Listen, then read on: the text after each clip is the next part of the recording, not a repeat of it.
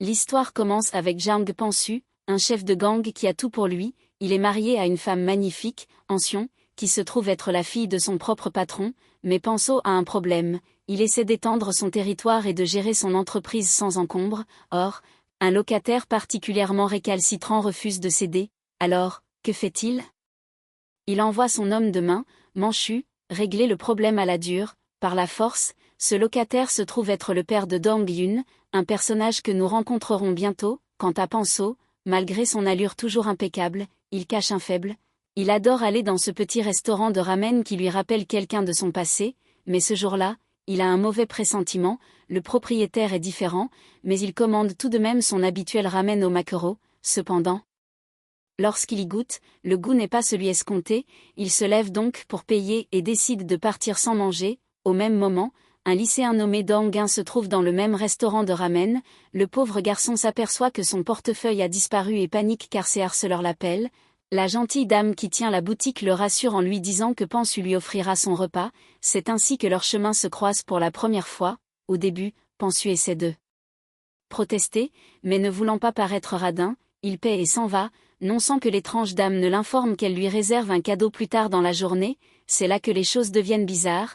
Alors que Pansu rentre chez lui en voiture, il se retrouve coincé derrière un camion poubelle. À ce moment précis, Dong Yun se trouve sur le toit et s'avance au bord pour récupérer une chaussure appartenant à son ami. Dans sa tentative, il tombe du bâtiment et s'écrase sur Panso. Quand Panso se réveille, il n'en croit pas ses yeux. Il est surpris de constater que tous ceux qu'il rencontre l'appellent un enfant. En errant dans l'hôpital, il tombe sur la chambre où gît inconscient son véritable corps. À cet instant, il comprend qu'il a, d'une manière ou d'une autre, échangé son âme avec celle du petit garçon joufflu d'avant.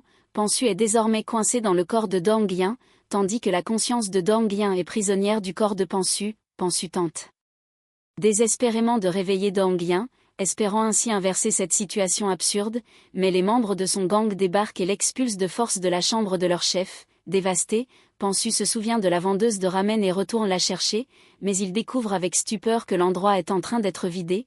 Il s'avère que la boutique est fermée depuis longtemps. À cet instant, il se souvient que la femme lui avait promis un cadeau et comprend que sa situation actuelle est précisément ce cadeau. Cette nuit-là, Pansu rentre chez lui, mais dans le corps adolescent de Dong Yun, il voit sa femme pleurer et suppose qu'elle pleure parce qu'il est dans le coma. Étonnamment, elle lui était totalement indifférente et ne pleurait que parce que ses bijoux étaient cassés. Il tente de l'approcher, mais même sa propre femme ne croit pas qu'il soit vraiment Pansu. Elle appelle la police. Heureusement, il ne lui donne qu'un avertissement à cause de l'accident et le laisse partir. Sans autre solution, Pansu finit par rentrer chez le père de Dong Yun, Jong Ki. Après sa sortie officielle de l'hôpital, il doit retourner à l'école comme n'importe quel autre élève. Le lendemain, son père l'accompagne à l'école pour comprendre ce qui s'est passé. Arrivé sur place, il se dirige vers le bureau du proviseur adjoint et Pansu se prend pour le chef, oubliant qu'il est désormais Dong Yun. Pendant que Jong Ki s'enquiert de ce qui s'est passé, Pansu observe l'attitude du proviseur adjoint et comprend que quelque chose cloche. Il demande donc à Jong Ki de partir et promet de régler le problème lui-même. On le conduit ensuite en classe où ses camarades ont une réaction étrange. À la cantine, Pansu est assis seul lorsque des élèves commencent à harceler un garçon nommé Jaik et une fille nommée Jang. Au début, il choisit de les ignorer, mais il ne prend la parole que parce qu'ils perturbent son déjeuner, et non pour aider les enfants. L'un des harceleurs, Tiwuk, demande à Pansu de les retrouver après les cours. Comme prévu, Pansu les retrouve devant l'école et il est clair qu'il harcèle toujours Dong Yun en le traitant de faible. Cependant, Pansu saisit l'occasion de leur donner une leçon en les giflant chacun à leur tour avant de s'en aller. Cela les terrorise. Jay en est témoin et est emmené aux toilettes par les brutes pour être puni. À ce moment-là, Pansu sort des toilettes et les brutes sont effrayées. Elles avaient l'intention de filmer Jik à son insu. Pansu voit alors le téléphone leur indiquant qu'elles récupéreront la vidéo le lendemain. Cette nuit-là, il se rend à l'hôpital pour prendre des nouvelles de son corps. Il y trouve Manchul, un de ses fidèles hommes de main, qui monte la garde. Il tente de convaincre Manchul qu'il est en réalité Pansu, ce qui, évidemment, choque ce dernier. Après avoir révélé quelques détails personnels, Manchul finit par croire que ce lycéen est son chef. Plus tard, il consulte son téléphone et découvre une vidéo prouvant la chute de Dong Yun du bâtiment. Ces brutes sont apparemment expertes pour filmer leurs victimes sous tous les angles. Pendant ce temps, le chef Yang et sa bande surprennent Seo Yon, la femme de Pansu. en pleine liaison avec un autre homme, ils ont des photos comme preuve. Comme le beau-père de Pansu déteste l'infidélité, le chef Yang utilise cette information pour faire chanter Seo-yeon et lui extorquer de l'argent, menaçant de révéler la liaison à son père. De ce fait, elle n'a d'autre choix que d'obtempérer. Plus tard dans la journée, Pansu croise Yeonjung, mais comme il n'est pas Dong-un, il ne la reconnaît pas. Soudain, elle l'interpelle, croyant qu'il est en colère contre elle pour avoir provoqué l'incident.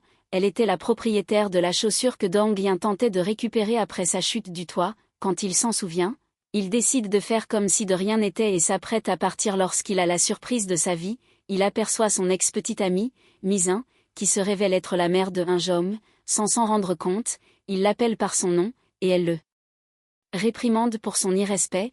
Le lendemain, Pansu décide qu'il doit absolument savoir si cet enfant est le sien.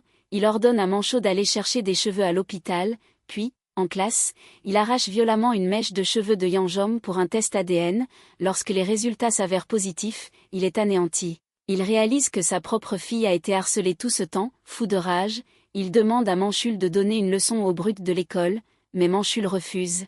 Il est incapable de faire du mal à des enfants. Il décide donc d'entraîner la jeune fille aux arts martiaux pour qu'elle puisse se défendre. Il conseille également à Pansu de perdre du poids dans ce nouveau corps afin d'être en meilleure forme lorsqu'il retrouvera le sien. Pendant ce temps, pour dissimuler ses agissements et conformément au plan de Boss Yang, Seo-yeon avoue à son père que Panso a détourné 3 millions de dollars, alors qu'en réalité, c'est elle qui a volé l'argent et l'a remis à Boss Yang pour étouffer leur liaison. Cela rend son père furieux, mais comme Pansu est toujours dans le coma, il est impuissant. Heureusement, Yeonjum et Pansu se mettent à s'entraîner dur avec Manchul comme instructeur. Après des semaines d'entraînement, elle se transforme rapidement.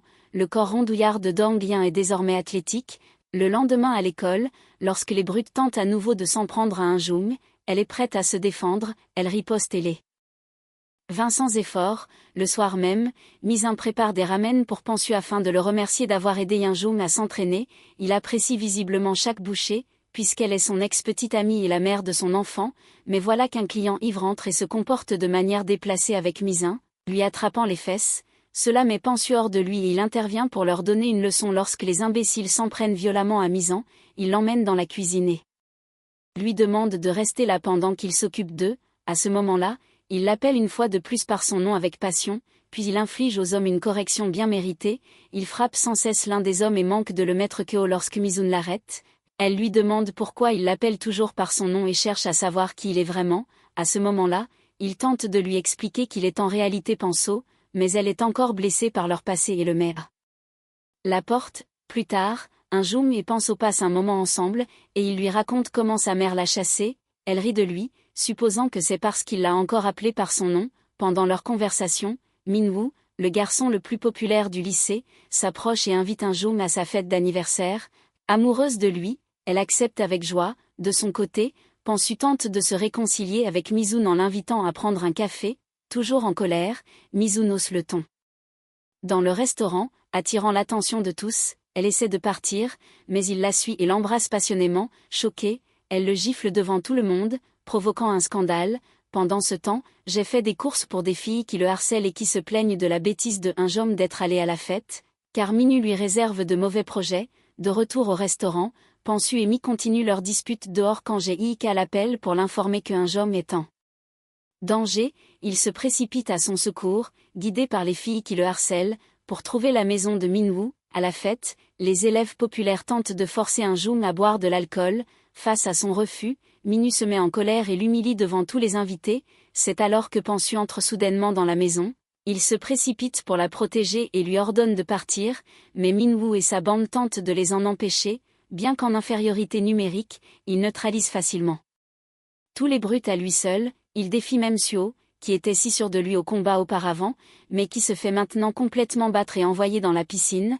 Après avoir vaincu tous les brutes, il ramène Eunjum saine et sauve chez elle. Le lendemain, Manchul raconte à Panso tout ce qui s'est passé pendant qu'il s'occupait de Eunjum. Il réalise rapidement que sa propre femme l'a trahi et envoie Manchul remettre une lettre à son patron pour se disculper. Impressionné par les talents de combattant de Dong-un, Yoonji, une ancienne brute, commence à avoir le béguin pour lui et l'invite à sortir. Il refuse, la jugeant trop jeune. Contre toute attente, sa propre fille, Yeonjum, l'invite à sortir. Misin découvre la situation, furieuse que Pansu la mette dans un tel pétrin. Elle le confronte et lui ordonne de rester loin d'elle et de leur fille, mais l'enfant surprend la conversation et interprète mal la situation. Elle cherche à comprendre ce qui se passe. Pansu finit par lui avouer qu'il est amoureux de sa mère. Misin est anéanti et voit sa fille dévastée. Cette nuit-là, Boss Yang arrive, bien décidé à se débarrasser du corps de Pansu, mais soudain, Pansu sort du coma. Le patron Yang est tellement surpris qu'il tombe et perd connaissance. Toujours dans le corps de Pansu, Dong Yin se précipite chez lui pour voir son père, très perturbé par le comportement étrange de cet adulte. Peu après, Pansu revient et constate que son corps est réveillé. Il prend les choses en main et informe Jong-ki de la situation. Pour prouver que l'homme adulte est bien son fils, Dong Yin révèle des détails très personnels. Le lendemain, Panu, ayant repris conscience, rend visite à Misin, espérant s'excuser et lui expliquer que leurs âmes ont de nouveau échangé leur corps, mais à ce moment précis, des membres du gang de Boss Yang font irruption au restaurant de Misin, pressentant le danger. Dong Yin, dans le corps de Panu, est pris de panique et s'accroche à Misin. Cela lui fait comprendre que l'échange d'âmes n'a pas eu lieu. Pansu propose d'aller dans la cuisine et d'affronter les membres du gang. Même au lycée, il les neutralise facilement, l'autre étant hors de combat. Le chef Yang envoie son combattant le plus puissant affronter le jeune homme. Ce dernier met d'abord Pansu à terre, mais il se relève. Malgré la difficulté, il parvient à vaincre ce combattant également, mais soudain, un des autres malfrats le frappe à la tête avec une bouteille, le laissant sans défense. Il continue néanmoins à se battre et réussit à immobiliser son adversaire. C'est alors que Boss Yang le frappe avec un extincteur, puis, il lui met un couteau sous la gorge et exige que Pansu vienne les arrêter. Mi ouvre le gaz et brandit un briquet, menaçant de faire exploser tout le monde si on touche à l'enfant. Elle commence à compter jusqu'à 5, parfaitement sérieuse. Le chef Yang comprend qu'elle ne bluffe pas et décide de s'enfuir plutôt que de risquer l'explosion. Une fois parti, Pansu coupe le gaz et calme Misin, encore sous le choc. Pendant ce temps, chez le patron, le beau-père de Pansu montre à Seo-yan la lettre de Pansu comme preuve de son innocence. Devant la maison, Manchu, Dong Yin et Pansu se préparent pour la réunion.